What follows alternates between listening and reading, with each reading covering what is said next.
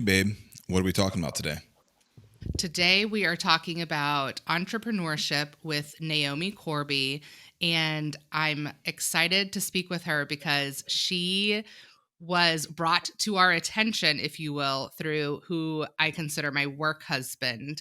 No offense to my real husband out there, or right next to me, actually. But my work husband was like, "You have to talk to Naomi. She's amazing."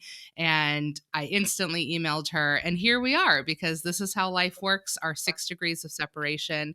So, Naomi, we are so excited to have you on the Sugar Daddy podcast today. Thanks for being with us. Well, thank you both so much. I'm so excited to be here, and I'm laughing because your work husband and I have been friends, and we have this thing where we don't outwardly give each other compliments, even though he's great. And I shouldn't say. Hopefully, he doesn't see this. And if he said to you that I'm amazing, I'm taking notes now, and I will be calling him after this. But anyway, Yes, so he good to was be he here. was raving. He was raving about you and how amazing you are and your story and all the things we're going to get into today. Which it's so funny that you say that you guys don't outwardly give each other compliments, because I find him to be one of the most complimentary people I've ever met. Like sometimes I'm like, okay, slow down because you're doing too much. He is, but I think we've got this like sibling relationship. I call him bro. And it's been like Mm, this for like 10 years. And we just pick on each other, and it's what we do. So even when you want to yeah. give a compliment, it has to be strategically delivered. So, it doesn't actually sound like a compliment. And it's been our little thing forever. So I'm sure he's going to Yeah. be biting his fist when he hears this, but that's Oh okay. my gosh. One Well, that's point so for funny. me. He did say that you're like his sister. So that sibling interaction, I totally get that. We both have siblings, and we got to keep them in line. So I totally get that. Right, right. Well, for everybody listening, that has not gotten all the rave reviews, like we have, we're going to get into this bio, and then we'll talk about your first money memory, so everybody knows who we're speaking to today. Naomi Corbi was born and raised in India until the age of 14, where she graduated with a degree in biology, not at the age of 14. I'm going to start Close. over. See? All right. We're going to give it a 2 count, and wow. Okay. Born and raised in India until the age of 14, Naomi Corbi has an undergraduate degree in biology with an emphasis on animal science. She used her degree to work with freshwater and endangered sea turtles in Greece and Costa Rica, and has since become a world traveler with 32 countries visited. That's amazing. After going back to obtain her RN degree, she became a travel nurse and worked in Southern California, Washington State, Idaho, Montana, Washington, D.C., and Connecticut. In 2022, Naomi started a medical consulting business called Vital RN that has since acquired 27 clients and has contracted 12 nurses. Recently married, she has also taken over partial operations for her husband's company, SAFE, which provides bespoke architectural security solutions to ultra high net worth individuals globally for over 50 years. SAFE has been featured on The Oprah Show, ABC, and CBS News, Larry King Live, USA Today, The Wall Street Journal, and more. Vital RN's focus is to provide tailored healthcare solutions and nursing services to clients. They specialize in business to business and business to consumer solutions to advance healthcare delivery to patients and optimize our clients' overall practices. Whew, I might need some nursing because I'm falling apart over here.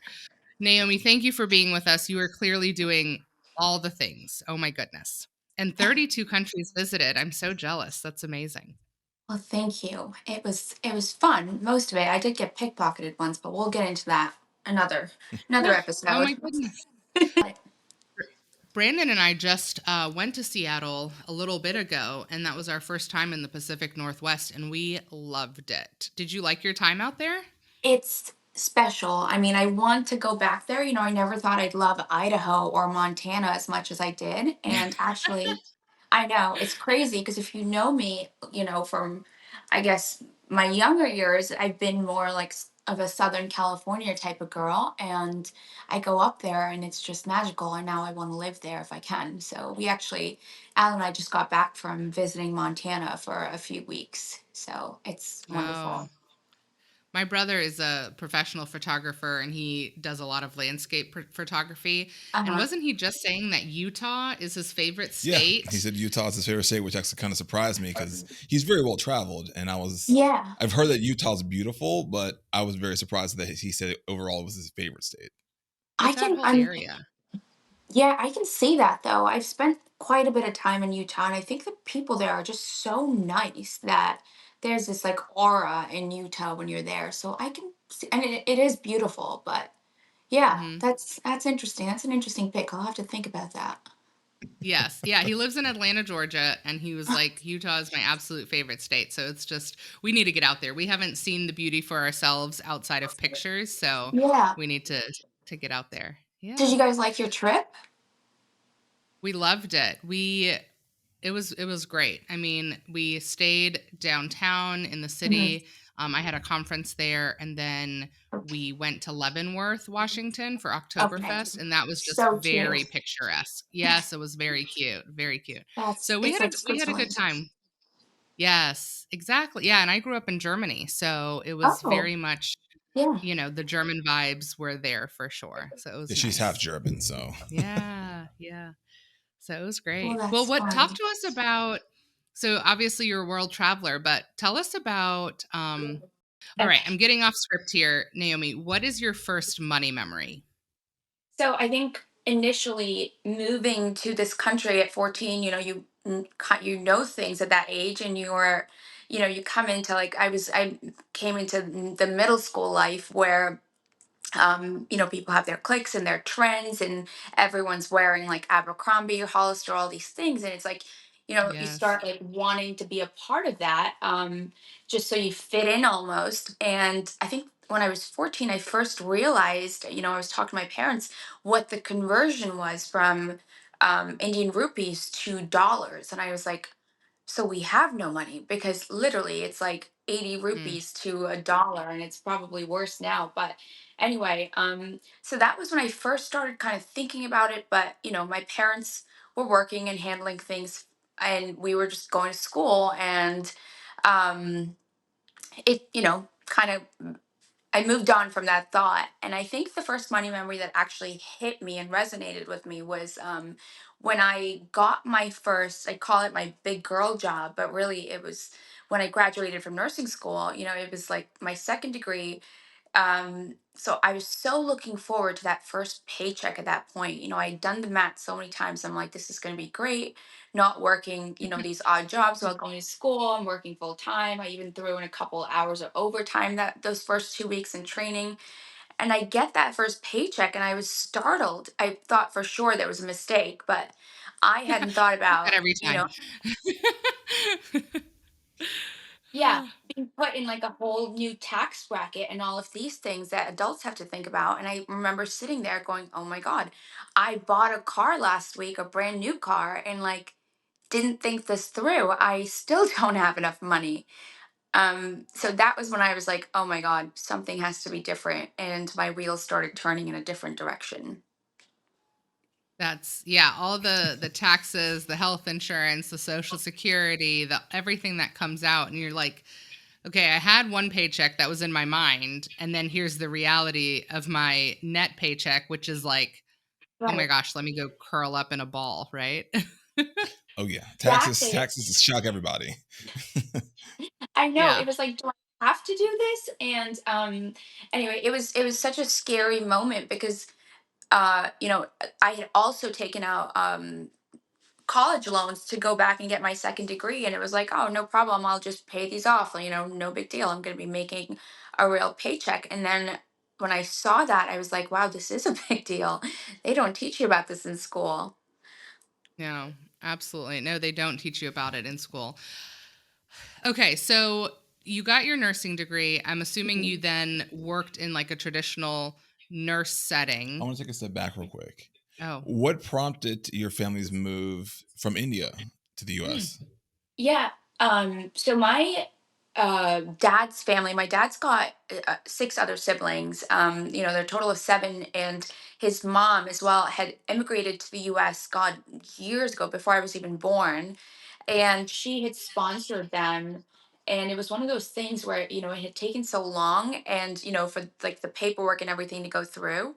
And when it finally came in, it was after 9/11, and my parents were kind of like, I don't even know if we want to go through this process anymore. But I think the big reason they moved is because our entire extended family had lived in Connecticut at the time. So we wanted to be closer to family. And, it goes without saying, but schools are generally better in this country. And there are more opportunities as far as careers go for my brother and I. So that was a big reason why they moved. But it was not an easy decision. I can imagine, but say because I can just imagine that cultural shock of it'd be something different. Obviously, if you moved here when you were like 5, but you were already a teenager and coming over to the U.S. I'm assuming that you are. What age did you start learning English? So luckily, we spoke English our whole lives because we'd gone to an old British Catholic school that's still Okay. running there. So we spoke English, and we grew up speaking it, and my parents grew up speaking English. So it wasn't that part of it was an easier transition, but it's Mhm. little stuff, right? Like you learn a different, like you learn British English, so you're spelling words differently, and all of a sudden I get my test back, and there are like points taken off for spelling things with a U in there, and all those little things that you have to start getting accustomed to. Yeah. I always because Jess has a funny story because she moved to the U.S. when she was 10 from Germany, Oh gosh, and I don't know what story this is going to be. the spelling of the word island and how Oh, she because like in German I learned that German is very phonetic. So Hmm. pretty much the way that it's written is how you pronounce it, as compared to English. Never doesn't make any sense where you have silent letters and stuff like that. So she was pronouncing the word island as island, and her whole class just started laughing at her, and she didn't like it. yeah, because I came over in fifth grade. I started fifth grade in the US, and we would like read out loud from like the textbook. And Right. it was my turn, and I literally will never forget. I sounded out the word island, and everybody was like, "That's island." And now our daughter is 5, and Uh-huh. she's learning to read and write. And when we're correcting her, she's like, "But that doesn't make sense." And I'm like, "Yeah, the English language literally doesn't make sense. I'm sorry, but this is It, how it is." I know it's a tough one. I mean, hats off to the people that come here and learn it as adults, but thankfully we didn't have to do that. So that was a huge, thing right off the bat where we had sort of a leg up in that realm and could only focus on the Mhm. culture shock. Yes. Only the culture shock Only the huge culture shock. as a teenager. All right. Yes. I remember so clearly, and I don't want to go too far off topic, but your story reminded me when I was so we moved here and it was right like the tail end of seventh grade. And two things happened when it was my first day of school in middle school. So everyone's staring at me like I'm an alien because word got out that this girl moved from India. No one even knew what that was. So she had me stand she called out, spoke to me directly. And the school I went to, Catholic school, if your teacher speaks to you, you stand up and like you don't just sit down and talk to them. So I stood up, and she was like appalled. She goes, why are you standing? And I was like, oh, why am I standing? I guess so. I sit back down, and anyway, she had the kids take turns trying to find India on the world map, and I think maybe Oh one person gosh. could find it.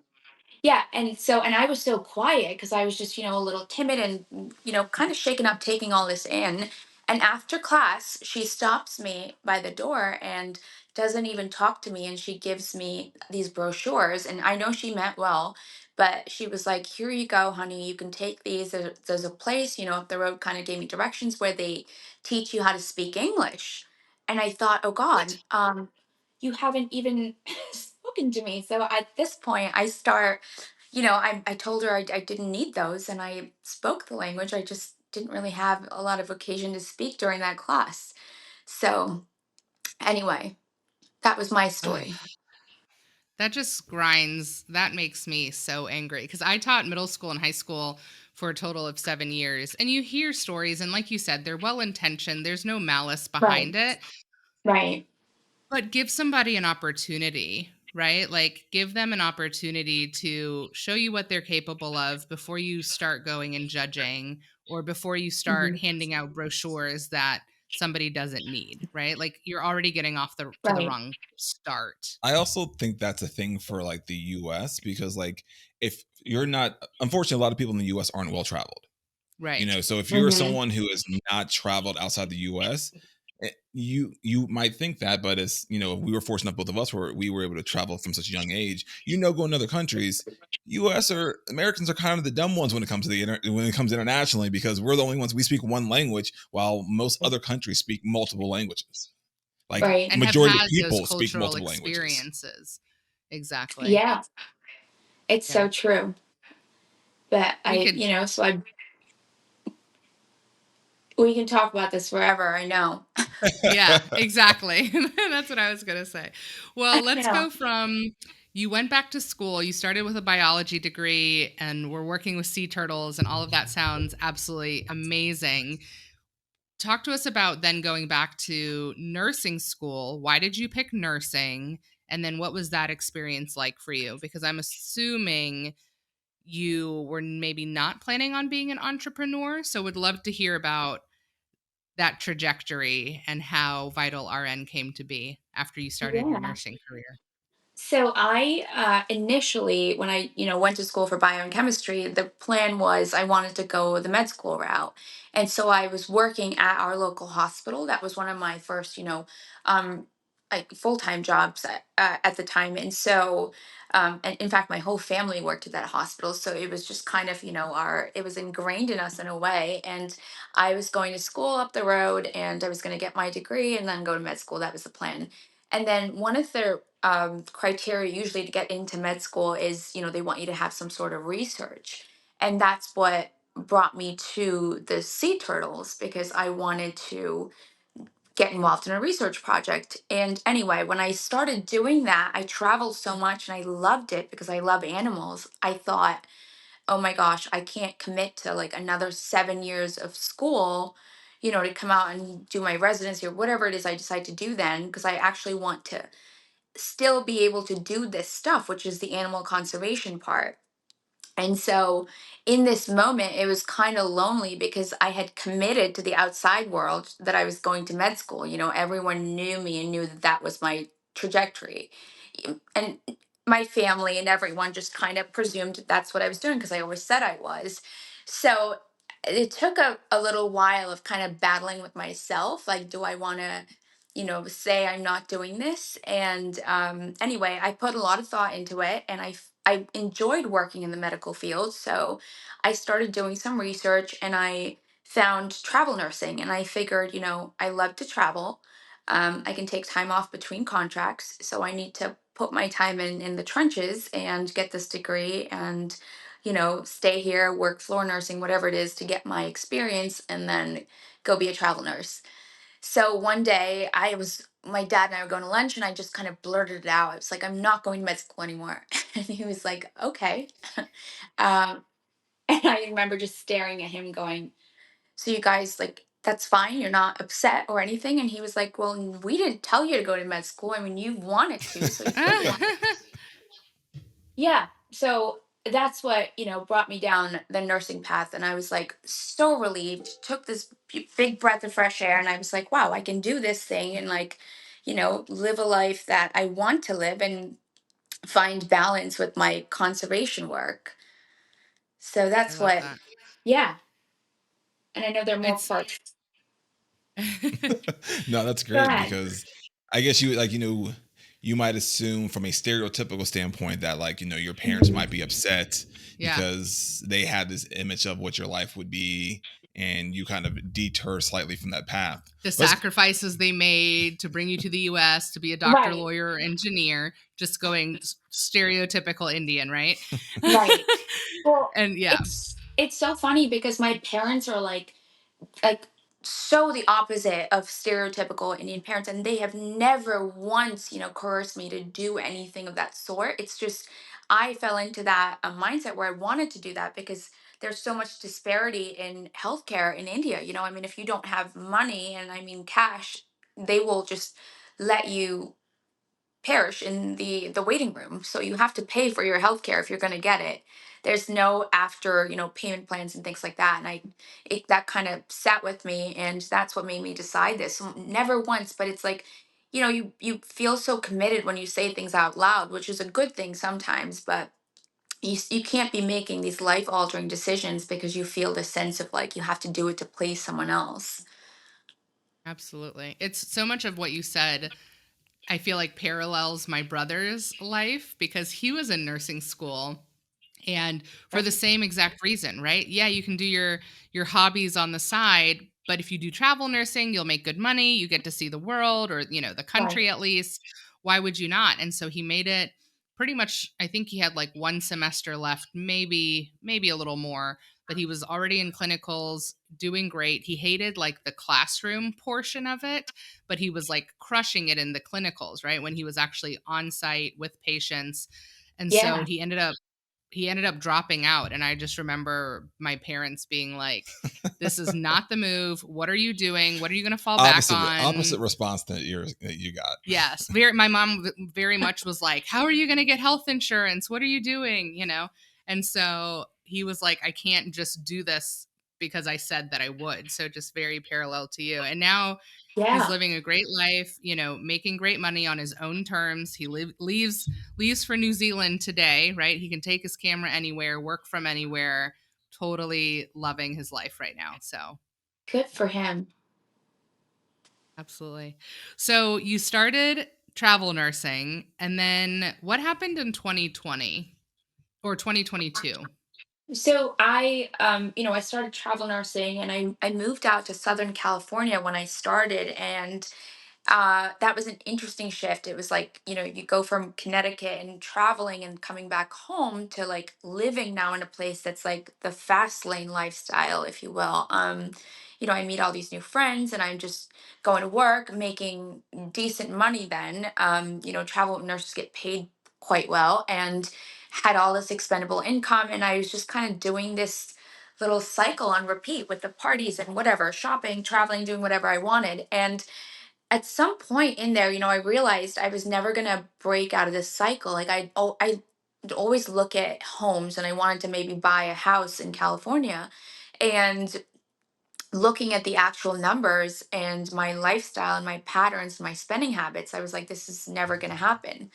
And I think so that was when I decided I was gonna leave California and just take a little break from that lifestyle and just go focus on myself. I loved my job and I loved being a nurse, but I knew I wanted something more. I needed something more challenging. It was like work was becoming too mundane and like, just second nature almost. And I think in the medical field, when that happens, that's when mistakes happen and you really need to check yourself. So, it should never be too easy. You should always be learning and like trying to improve your techniques and ways of doing things. So I decided to take a new assignment. I moved up the West Coast, and that's kind of what brought me out to Idaho and Washington area and Montana. And when I was there, I think it's a whole different world in California. So I had a chance to self reflect. And I found that a lot of these different healthcare facilities I worked at had similar holes and issues. And, being a traveler, you work there, a couple people complain about things, you move on and you go to the next place, and then you find this pattern. And so I wanted to come up with a solution to some of these things. And I'm a big believer in processes so that you can fix it from, different levels. And I started thinking about this, and one of one of my employers at one of my previous assignments contacted me and asked if I would assist with a mentoring program they were starting, and this was like right up my alley. So I coined my business. I was sitting on the front stoop, and I was like, "What am I going to call this thing?" And anyway, I'm doodling logos and names, and that's how I came up with it.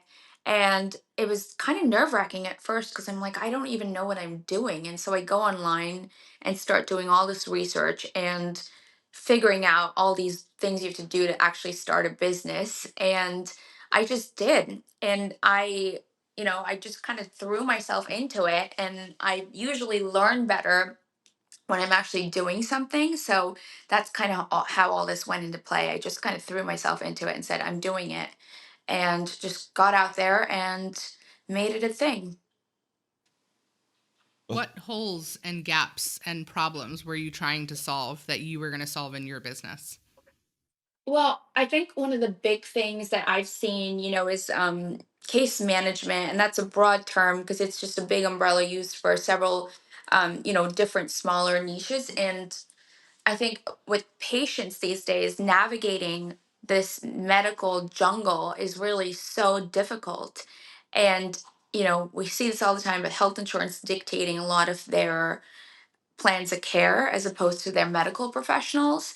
So, one of the bigger things I do is I'm an advocate for them, for patients. And I even work for insurance companies, whether it's workers' comp and someone's off of work and it's like a catastrophic injury. There are so many components that go into it where not only this person is affected, the one that's gotten injured, but they've got family members that depended on them and their entire lives, and the trajectories of multiple people that are connected to them's lives change from that one event.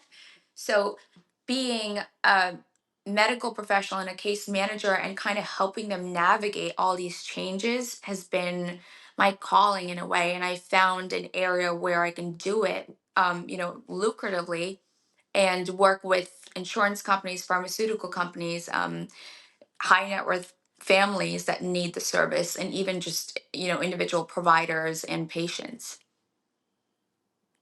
I love how well, two things. I love how your business plan started from you being a travel nurse and having a unique perspective as compared to someone who's a stationary nurse. You were seeing the same problem over and over again. Whereas, someone that works at one hospital may think, oh, maybe it's just our hospital, a few hospitals, but you kept seeing the problem over and over again. And from there, you were like, I'm gonna try to fix this problem. So I love that aspect because I think some of the best businesses come from like just genuinely seeing a problem that needs to be addressed. And then the second part, Yeah. I love that you are calling out when it comes to, for example, like, workers' comp with an injury, someone having a catastrophic injury, how it doesn't just affect that person, but it also affects the Hmm. family members and friends around them. Because I'm not going to try to compare the two per se, but like sometimes a catastrophic injury could almost be worse than death Hmm. Mm. because Right. death is it's finite. It's finite as compared to if you have a catastrophic injury from a financial standpoint, that person is still there, Hmm. but they're not bringing in the income and they have an expensive care that's going to continue. Hmm. Also, in Right. addition, that person is not probably going to be the same person that they were That beforehand. emotional. So Hmm. you have to deal with, for example, like spouses. If your spouse has this happen to them, you have to deal with who this new person is, and it might not be the same person that you initially married. So there's just so many different Exactly. components that make it extremely difficult situation to deal with. Yeah, it's so dynamic, and I found that, providing care at the bedside in a hospital or wherever it is great and very much needed. But a lot of times the focus is to stabilize this patient and get them back home, or to a facility wherever they're going. But someone needs to follow them through, because what happens is these patients end up coming right back into the hospital, a lot of them with chronic injuries, because the bulk of their issues are on the home front, whether it's even something as simple as their diet, and that's what brought me into home health, and kind of gave me this idea of providing this service on a more tailored level, for individuals, where we tailor almost everything these days in our lives if we can. And I think healthcare, being so important, should very much so be tailored. And I can't tell you how many times I read care plans that come through, and I work with attorneys now too, so malpractice suits and all of that. And it's like you see this stuff, being auto generated by certain systems for documenting. And it's a real shame, because these patients go home, and it could be one little tiny thing that was missed on there that can cause this infection to start brewing, and then all of a sudden they lose that body part, and it's just this landslide effect. And that's just one person, but it happens across the board more than you would think. And I think that is something I feel so strongly about, and that's the direction I wanted to take my business in. How did you find your first patient or your first client, and then how did you also start working with the insurance companies, the lawyers, the pharma companies. I mean, that's a big undertaking. Well, my first client came to me, and in that moment I was like, you know, on the phone feeling somewhat underqualified but also very flattered that they came to me. And I it was one of those, like, I need to just have more faith in myself. I know I can do this and I just need to take the leap.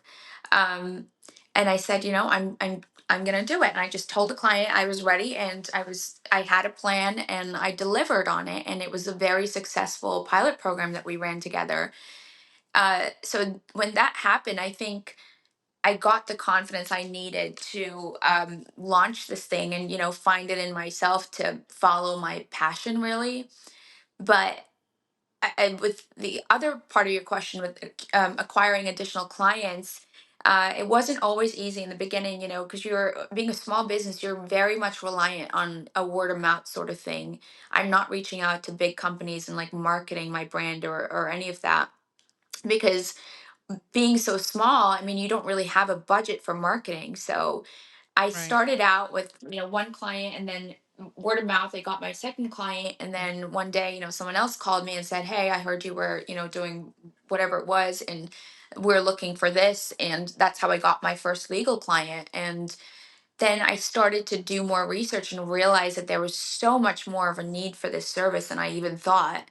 And then I started to reach out to people, clients, and let them know what I was doing. And, it wasn't like an aggressive marketing um, platform or plan, really. And I just kind of let it sit. And slowly, I mean, in less than a year, I just had people reaching out, and all of a sudden I couldn't handle the volume myself. And I think the scariest A thing good was problem to taking the have. leap where I decided, what was that?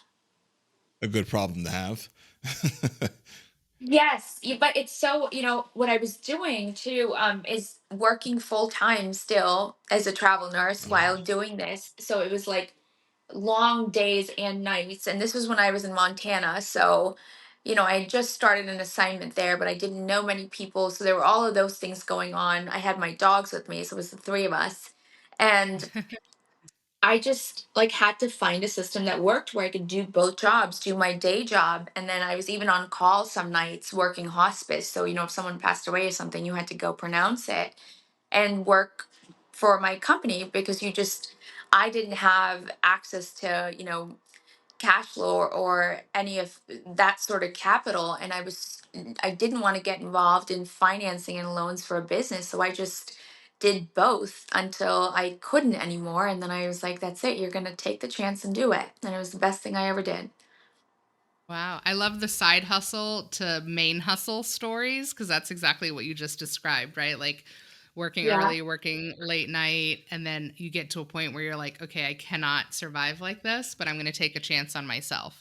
I I think also that's great. Yeah. also too, like, the not feeling qualified when you first start out. I feel like anyone that's starting a business, like, if they feel like they know everything, chances are they are missing some really, really key parts. I think all the people that I've ever, interacted with that are business owners, that are good business owners, all have the same feeling of imposter syndrome upon initially starting. And it even still creeps in certain aspects after you've been even been doing it for a while.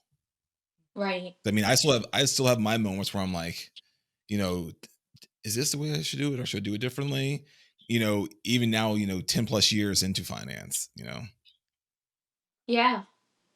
But It's I think it so comes from a true. good place. It comes from a good place as far as wanting to be the best for your clients. And that's why you're always questioning certain things about your business, because you just want to, if Right. there's a way to make it better, you want to make it better.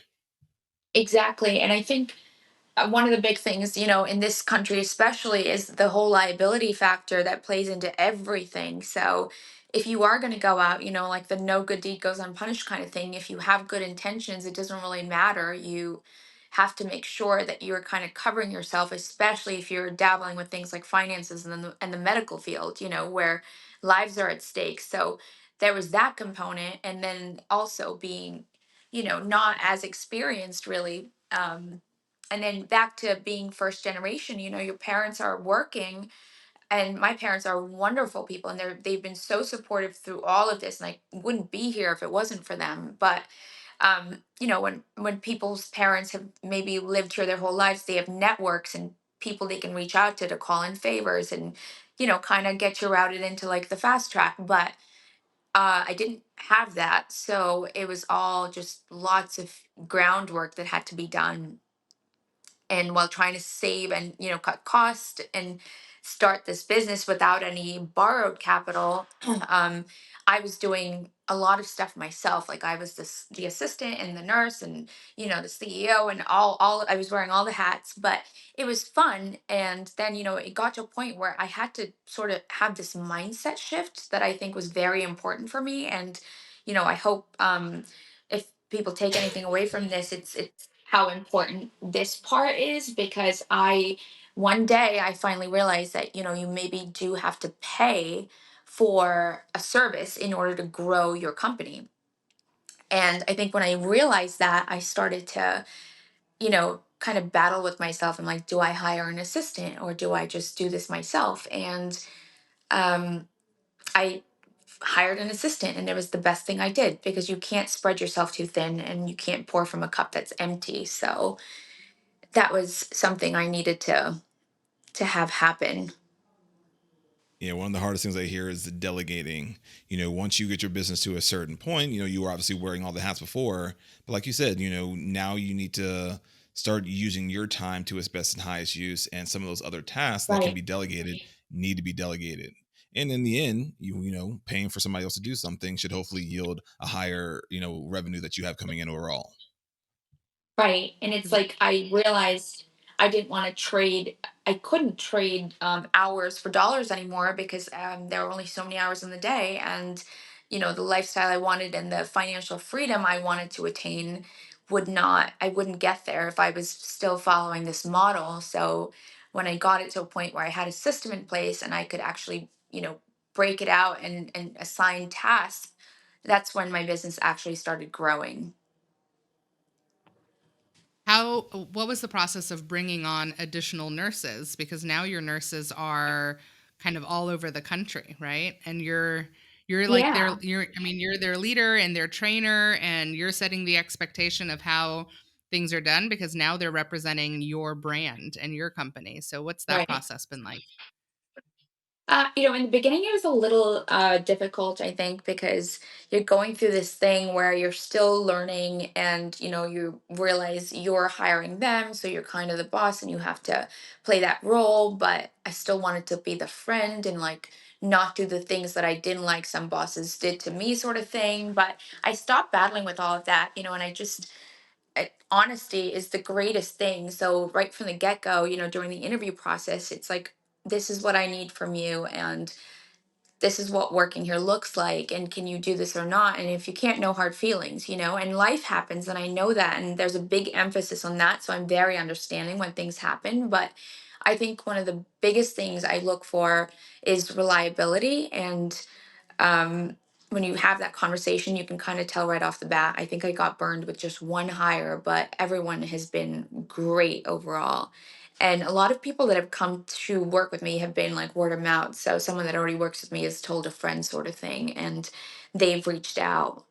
So it's been great. And honestly, the hiring process with nurses has been somewhat seamless, because I think to some level they are very structured and have really high integrity, and so they've just been really great to work with. That's fantastic. Do you hire them for specific cases, or are they full time with you? And how do you? Because I mean, hiring 12 nurses, I'm just think I have a lot of friends that are nurses. So I mean, like that's a lot of salary. Where's that money coming No. from now? With Yeah, so they're not salaried. Some of them are working up to 40 hours, but just the way the company's structured, they're all contracted and are free to do whatever else they want to do. But typically, the nurses that work for me all happen to have little kids or also traveling with their spouses. And so most of the work that they do for me is remote, or if they are out in the field, they can kind of work it around their schedule, which they love. so they can work it around picking kids up from school, and they don't have to commit to a 12-hour shift. And if something comes up and they need to cancel it, or I can find coverage, um, there's less pressure involved that way, so they're not committed. And these cases that I work on too, like the catastrophic injuries and just case management in general, they can change on the daily. So I can't necessarily commit to 40 hours of this one patient, because anything could happen to that patient between now and the end of the week. Oh, that makes a lot of sense. It sounds like a great model because that way you can get the nurses that you need all over the country to Mhm. assist. And it sounds like it's a very flexible opportunity for them because they could still maintain maybe full time work and then pick this up on the Yeah. side, kind of PRN status, which is fantastic. Also, too, does it help with Right. like? Do you think maybe it helps with burnout? Because like from what I hear Mm. is that there's high burnout rate within the medical field. Yes, absolutely. And that's what I've been hearing a lot of too. So every time, they come to me or reach out, it's because of burnout. People are just tired of committing to these long, long shifts. And, even something as simple as being able to work from home and like turn around and pet your dog for a couple minutes. Me personally, it makes me happy that I just get to like put my eyes on them when they're home, when I'm working from home. So it's, culturally, I think people just think if you're a nurse and in the medical field, there's no shot that you're going to be working from home. But I started doing more and more research and found that there was a need for it. And there are all these different things that can be done remotely. And I think it's a great way for them to supplement their overtime or whatever it is they're looking for to make that extra money by not necessarily having to go clock in and out and spend, a large block of time in a hospital. Yeah, absolutely. And obviously, this is taking a bulk of your time, but you're now also doing a lot of work with your husband's company as well. What does that look like for you, and how are you finding that balance? It's been really exciting and really fun. I've always been fascinated by the whole security world, and that's what he does. So his job is a lot more fun, but we found a way to synergize with our companies, because he builds these extravagant like safe houses that are, I mean, they look like something out of video games. French TV just interviewed us for one of his designs that they're working on, and the thing's just wild. But um, even though these structures are so needed and are nuclear proof and EMP proof and all of these things, if these clients ever need them, and if they are debilitated in any way, shape, or form, the structure itself will keep them safe, but it doesn't provide any medical offerings. And so that's where Vital RN comes in. And I've now been providing that component of it within the safe house. So it's been Oh, really fun. And I found a creative way to kind of add that to the mix. And my company, Vital RN, sort of runs itself in a way. And I'm working on perfecting that model. So it's given me more time to invest into Safe. And Safe also requires us to travel a lot. So we're on the road a lot. Well, it's obvious that safe is doing well by the size of that rock on your finger. no, but we have to ask. Now we have to ask because we had on Aaron Thomas, a family law attorney, and we had an entire episode about prenups, and we went into it with like Yeah. prenups are for people who are planning on getting a divorce. Like, why would you need one? Or, hey, we're not multi bajillionaires. Why would we get a prenup? Right. But then we left that Yeah. conversation totally enlightened about how it can really help you structure a really great partnership and teamwork and Mhm. set expectations and how it can help you build a healthy relationship, right? Whether it's pre-marriage Mhm. or post-marriage, because obviously we've been married for years. Um, so I have to ask, did you guys have a prenup? Because he was so Yeah. established. No No, prenup. he Okay. didn't Did it want come one. up at all? It didn't Okay. even come Okay. up. Well, I brought it up briefly because I thought, for sure he would want this, but he didn't. Oh, wow. So, That's yeah. so intriguing because now that my mindset has shifted so much around prenups and I'm like, oh, Hmm. everybody needs one, or a post-nup in our case. Um, I just thought I'd ask because I know that there's a pretty Yeah. significant age difference too, right? Between you Right. and your husband. Yeah. Right. So, And the other thing, it's funny, he wrote he wrote a book about Down to My Last Ferrari. He wrote a book about not ever wanting to get married again. Like he was never going to get married again because he had a marriage years ago that went south, and anyway, so he swore that he was going to be the bachelor that he was when I met him, and then in 2 months we got married, which I was never going to get married. You can ask your work husband. We joked about that, about both of us standing at the back bar with dry martinis in our hands at my brother's wedding or whoever's wedding we were attending, because it was never going to be us. And here we That's are. so funny. Yeah. Yeah. Well, So I you just have to find the right person, right? First of all, never say never. And then if you find your right match and you're entrepreneurial, he's entrepreneurial, you're right, building your businesses, if you find the right person that challenges you and holds you accountable and makes you better, then why would you right. not want to commit to that person? I could be I mean, wrong, it's but the oh, sorry, go ahead. No, no, I was gonna just say it's the craziest thing. Everyone says, "Oh, well, you'll find the right person," but when it happens, it literally just clicks, and you're like, "I can't imagine not being with this person anymore." And every single day of our lives is fun, even when we're working, because we like feed off of each other's energy, and we're both entrepreneurial, and it's like everything turns into almost like a game of sorts because we're trying to build together, but it's fun while we're doing it. One, I love what you said about the whole building together. I think that is such a key point. But then also like I always thought that maybe people who said that like, oh, I'm never going to get married. I always thought that those people thought that marriage meant that the person changes you. Mm, And I think that's a big misconception maybe against for some people where like when you find the right person, they're not trying to change you. Right. That's true. But I think so many people do try to change people. Oh And, yeah. and I think we changed too. I mean, 5 years ago, I was a different version of myself because I was still growing into this version of myself. And then, life experiences and things change us. And if you're with someone that is growing with you, even, not necessarily morphing into the same person, but we're growing together through whatever experiences life is throwing at you, it's so much more fun and rewarding. And it just, it makes for a more interesting everyday life, really. So and the other thing too that I'm a big believer in, and he happens to be too, is building work around our lives, and I think in this country especially, so many of us build our life around our work schedules, and we're so committed to this long day of work, and then we've got whatever little things we want to do for fun that we fit in on the weekends or in the evenings or whenever it is, and everything turns into a chore at that point because you've got this big block of time that you've dedicated to this thing that you may or may not even be, you know you may or may not even like what you're doing. And yeah.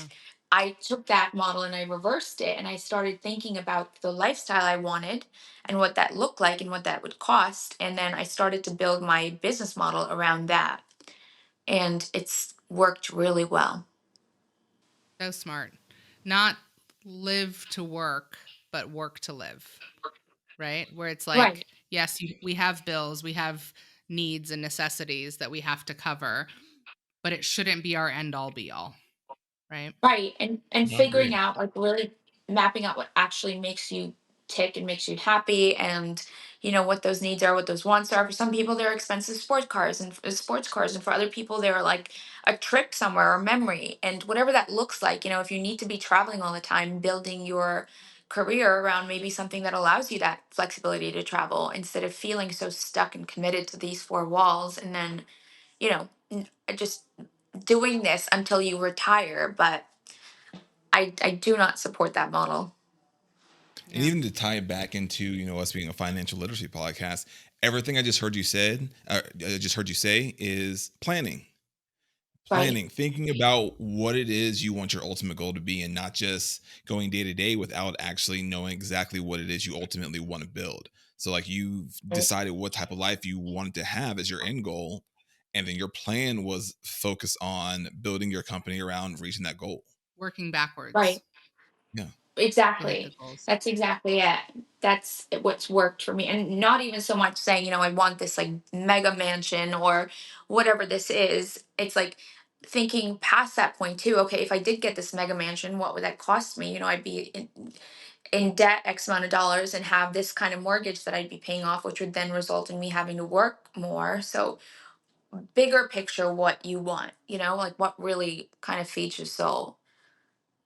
Yeah, like what type of life do you want to live? Because, Right. for me, the biggest thing when I sit down with someone, the first thing I want to know is how do you envision the life that you ultimately want? Like, I don't need to know, Right. like, oh, I want $1 million. No, I don't. What do you want your life to look like? Do you want to travel? Right. Do you want to, do you want to have the Ferrari, whatever it may be? But it all starts with really envisioning what it is you ultimately want to do. Right. And I love that Absolutely. part. I think a lot of people, I think majority of people don't do that. Majority of people get a job and they're living just day to day, doing their 40, Mhm. 45-hour work week and just going through the actions without even really thinking about, is this what I want to do? Is this leading me towards what I ultimately want to do? And so many people need to just take the time to take a step back and really assess their lives and see what it is they want to achieve and what do they got to do that. Right. And I get it. People feel stuck and they feel committed, and it's a risk when you're giving up your standard paycheck that you're going to get every week or every other week, and your health insurance and retirement benefits. But some good things come out of taking risks. Sometimes I believe in that. I'm a very unconventional person, and so is Al, and I think that's why it works so well. Well, I think that's a great segue into asking, what do you want to leave our listeners with? Could be entrepreneurial, could be love, could be whatever you want it to be. What do you want them to take from our conversation today? I think uh, that there's a yes in everything. So, even if it starts out as a no, there's a yes in there somewhere. You just kind of have to work your way to it and find out what, will get you there. So, just not giving up. And I think having that mindset and knowing that there's a yes in there and remembering that every single time has been what's brought me to this point. So if anything, I hope that they hold on to that and use it in their day-to-day lives. Love that. Find the yes. Naomi, thank you so much for being with us today. We could talk to you for hours, but we're going to respect your very busy schedule and just say thank you for spending time with us today and helping us learn and grow with you. Well, thank you both for having me. This has been wonderful.